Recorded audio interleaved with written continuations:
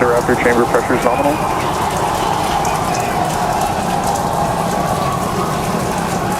T+33 seconds into the test flight of the inaugural Starship vehicle. Tower cleared, we're into pitch over. Propulsion reports first stage engines nominal. What a sight from the ground cameras at Starbase. We're flying at twice the thrust of the Saturn V heading to space. Acquisition of signal, surface proceed. We're throttled down and throttled back up. Going through the period of maximum aerodynamic pressure.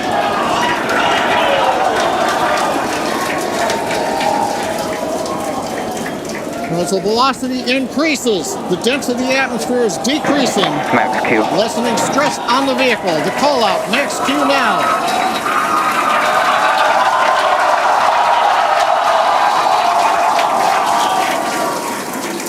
Continuing to watch the first stage as we head downrange.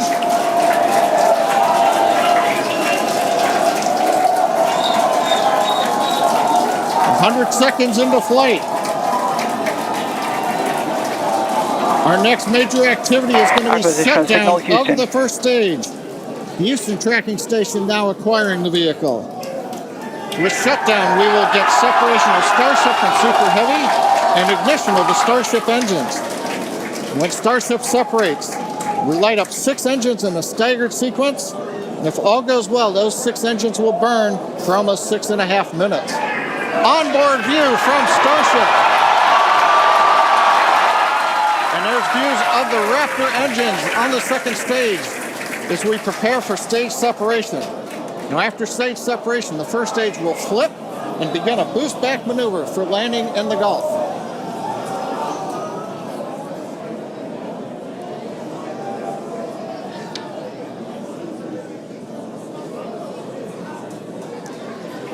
Continuing to fly, 2 minutes 40 seconds. Let's get ready for main engine cutoff. Booster engine cutoff. Beginning to flip for stage separation.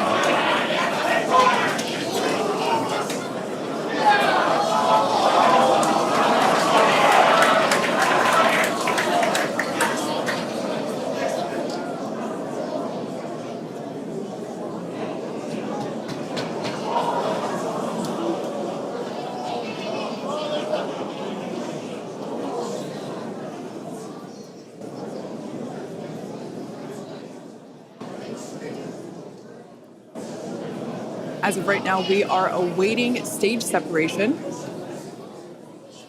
where Starship should separate from the Super Heavy booster.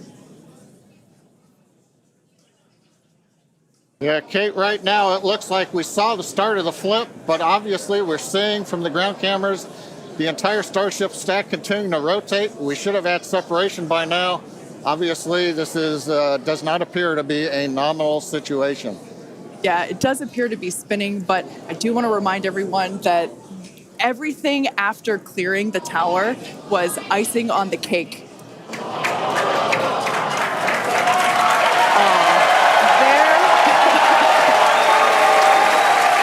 there, as you saw, as we promised, an exciting end to the Starship inaugural integrated test flight.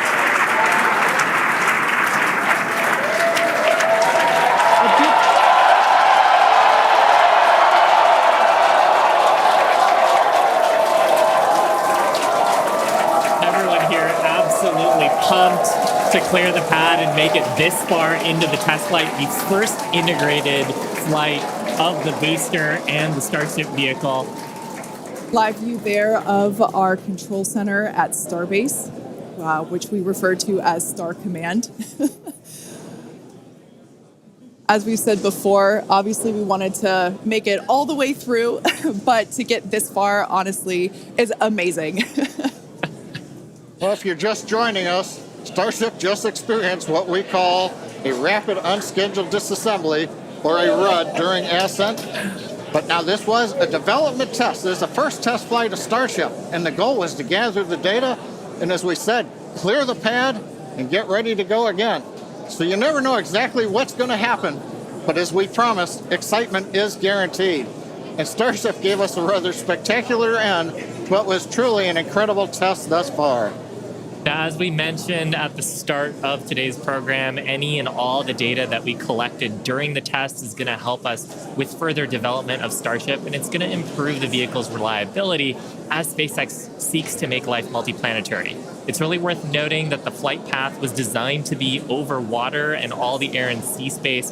Along with that flight path and those surrounding areas were cleared in advance of the test. And of course, we're going to be coordinating with local authorities for the recovery operations. But honestly, what an exciting morning. Oh my gosh. We had a successful liftoff from Starbase, Texas at 8:28 a.m. Central Time. We cleared the tower, which honestly was our only hope. We cleared the tower, and all the data that we collected all the way through all those Raptor, those 33, although I think we saw that 3 Raptor engines were out. But we got all that data, and we got so far as to hoping to see the Starship, the second stage, separate from the first stage, the Super Heavy booster. And unfortunately, we didn't make that happen, but that's okay. It was the first integrated launch, and honestly, today was amazing. Absolutely incredible day. We made it through a number of those initial test objectives with getting booster ascent, getting all the way through the countdown, working some issues at the end. Like, totally really fantastic day. Got through the gate at T-minus 40 seconds on the second try. Everything released, the hold downs, quick disconnect arms, everything moves out of the way. And then we got the vehicle off of the pad, through max Q, all the way up to stage separation, even starting into the prep for stage sep. And then, as we say, a lot of excitement. Yep. Honestly, my face has had a smile on it since liftoff, and now my face hurts. Now, since we don't have any insights on the cause of our rapid unscheduled disassembly at this point, we're going to end our webcast here. Teams will continue to review the data and work toward our next flight test. But before we go, a big congrats to the entire SpaceX team on an exciting first integrated flight test of Starship. And of course, a shout out to our viewers. We appreciate you joining us. And as always, we thank you for your interest in Starship, SpaceX, and your ongoing support.